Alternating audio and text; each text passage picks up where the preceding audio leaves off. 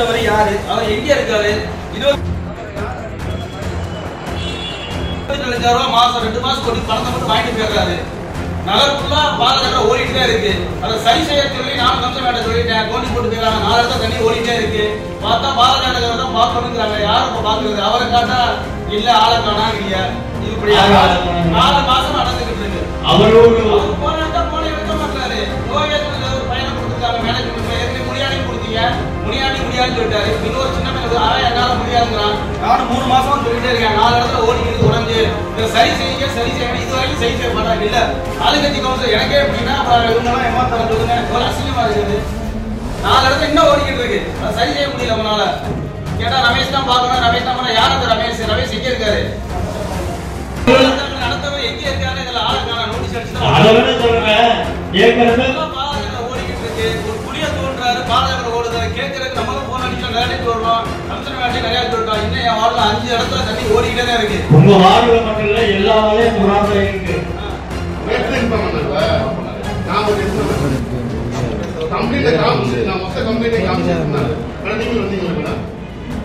அவங்க வாட்டி போட்டு ஆபீஸ்ல வந்து வந்தாங்க, அந்த ஏஐ சார் வந்தாரு, எல்லாருமே வந்தாங்க. நீங்க சப்போர்ட் பண்ணுங்க சார்.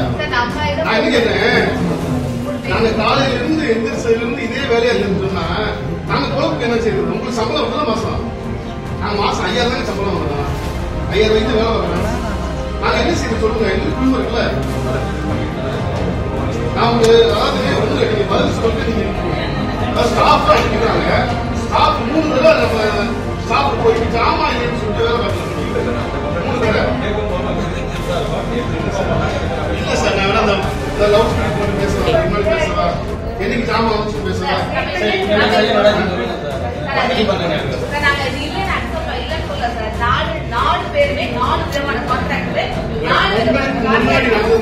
நான் பேசுறது கம்ப்ளைண்ட் வந்து பொங்கலுக்கு முன்னாடி நடந்தது.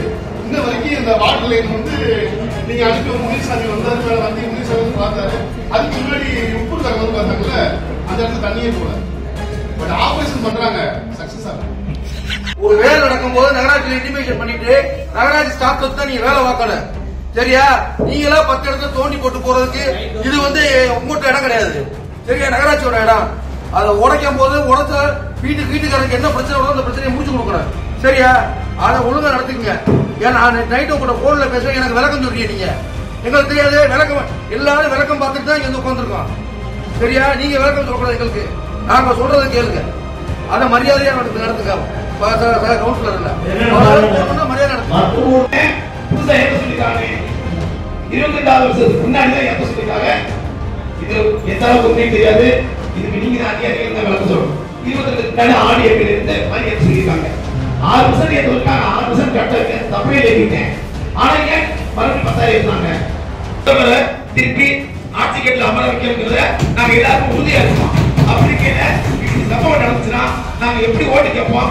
எப்படி எங்க மாவட்டத்தில் வந்து நாங்க எப்படி நிற்க முடியும்? இந்த ராமநாதபுரம் சொல்றாங்க, அதை பார்க்காத இதை பார்க்காதீங்க.